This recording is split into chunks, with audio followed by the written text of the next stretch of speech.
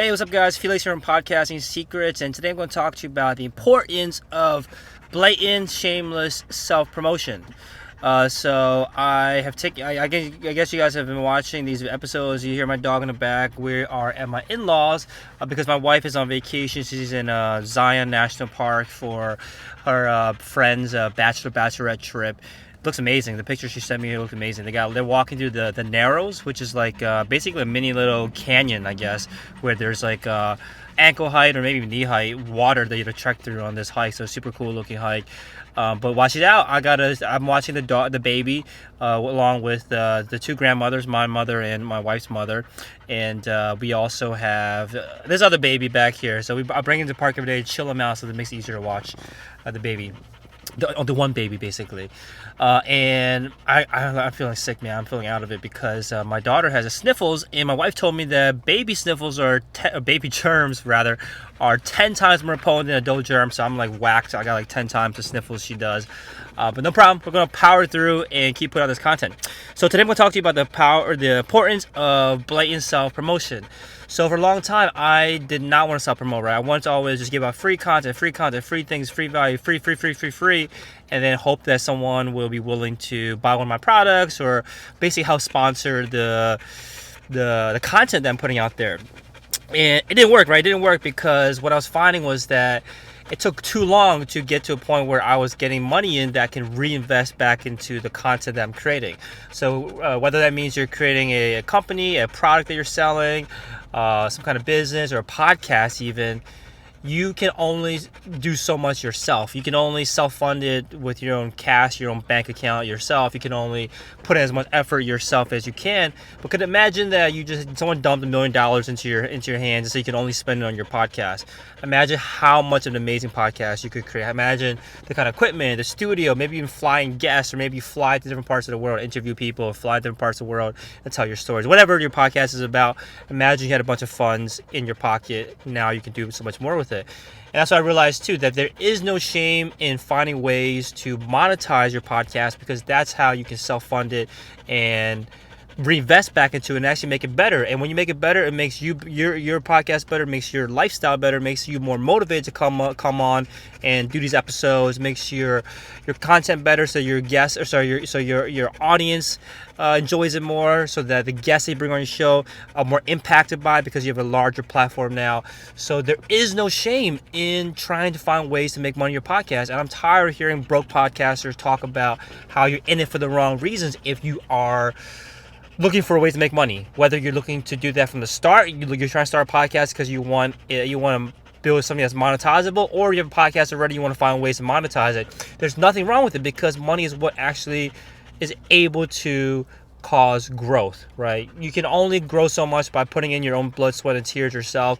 With money, you accelerate things. So the point I'm trying to make here is that I realized that it was not getting me anywhere with any other projects I started in the past, other podcasts I started in the past. If I was trying to take this, holier than thou, higher road, quote unquote higher road of doing it all for free and being almost like a martyr, right? I don't want to do that anymore.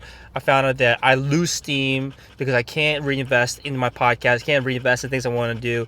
I can't hire people to do things I don't want to do and focus only on things I'm good at, focus only on things I'm passionate, that can bring energy towards, right? These Instagram lives that I do, that I love coming on here and doing this, but I don't like the whole repurposing it into the different other platforms, putting it on an audio podcast, putting it on YouTube, creating transcripts. We do all of that, but I don't do it myself, right? I only want to get on here and do this. This is my favorite part. This is where I bring the most energy and what I'm most passionate about, and I outsource the rest. But I'm only able to do that because I found ways to monetize it. So this came up, this topic, I guess, came in my mind because I was talking to my Facebook ads guy who's helping drive traffic to the Profit from Podcasting course, which again is teaching podcasters how to get their first $1,000 per month with their podcast. If you want to grab that, go to podcastingsecrets.co/profit, or just sign up for the email list, or go and get the free book rather over at podcastingsecrets.co. The link is in my Instagram. I'm sure you can find it, or just go to podcastingsecrets.co. get the free book, and then you'll hear more about the course, or just get the course directly at podcastingsecrets.co/profit. So I was talking to him about how do we get more sales, right? It's an important question. How do we grow this thing? How do we get more sales? And he said the key is just to get more people to the sales page, get more people to see the offer, which makes sense, right? And it was overcomplicated for so long. It was overcomplicated by creating these long email series or creating a bunch of podcast episodes that then at the very end I'll create all this value, get all this value, and at the very end I will then plug the Profit from Podcasting course. And by then, some people might have dropped off, some people might not have time to listen to the whole thing, might not have time to read it, might come back later, might forget to come back later, and not get the opportunity to see the sales page, which could change their life, right? It could help them get their first $1,000 per month. And the models that we teach again in podcasting, the Profit from Podcasting course, you can apply to get your $10,000 per month, right? So, because these are taught by top podcasters in the world that have made full-time livings off their podcast. So it's not just $1,000 per month, but $1,000 per month is much more practical to get started, right? So again, Profit from Podcasting course, podcastingsecrets.co/profit is where you get that. And I was thinking, okay, so if people aren't finding out about it, what can I do differently, right? What role can I play? Because my Facebook guys doing the Facebook ads, what role can I play? So I spend a lot of time doing these videos. I spend a lot of time creating the email series that I write to my subscriber base. I write emails almost every day. I have an email series that goes out on the very first week. You get 5 to 6 emails talking about my history with my podcast, how I got started, and then in the very bottom, the last couple emails is the only time I link over to the Profit from Podcasting course.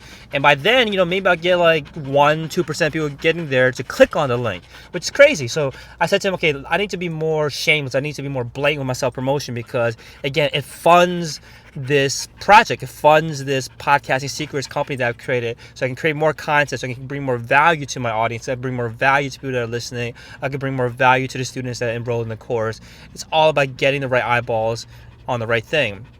And that's what I'm doing. So I changed up the entire email series. I rewrote it all yesterday to make it much more blatant. I talk about the Profit from Podcasting course at the very beginning of the emails. And right now, right on this podcast episode right here, I'm talking about the Profit from Podcasting course over at podcastingsecrets.co/profit all throughout at the beginning, because it's important that I get to, and this is where I think is more applicable to people out there that are starting podcasts or thinking about starting a podcast, is that you need to take your voice, take your message, take what you're trying to do, whether that means spread your message with your podcast or whether that means getting more people to listen to your podcast. You have to be more blatant about it, because what you want to do is that you don't care about people that are in the middle. You don't care about people that are iffy about you. You don't care about people that don't care about you. You don't care about people that don't like you.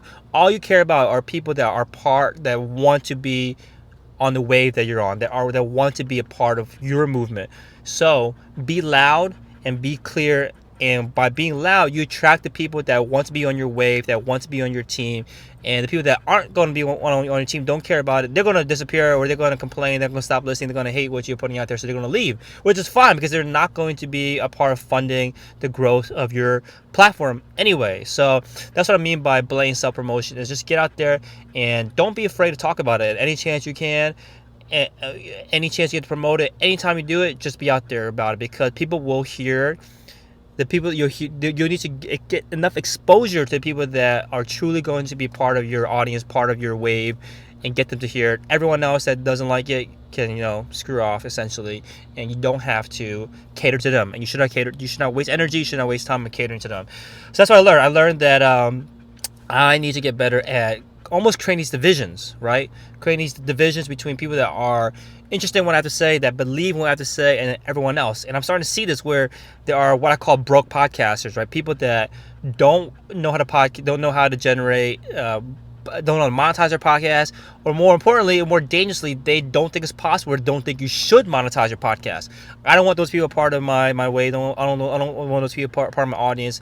I don't want to try to convince the broke podcasters from realizing they can become rich podcasters. They can create what's called a rich life with a podcast, right? And I want those people that are a part of my wave. I want to talk to them specifically. So if you're a broke podcaster, don't listen to this message. You probably didn't make it this far and away. If you're a rich podcaster, or you want to be a rich podcaster, you want to make your money with your podcast, you want to build a part-time, full-time living, cover your production costs, you want to make your first $1,000 per month with your podcast, it's all the stuff that I'm going to teach. And it's all also in-depth, taught by the top podcasters in the world, not just me, but the top podcasters in different categories, all in the Profit from Podcasting course over at podcastingsecrets.co/profit. Hope that helps you out. Be louder with your message. Be blatant with it.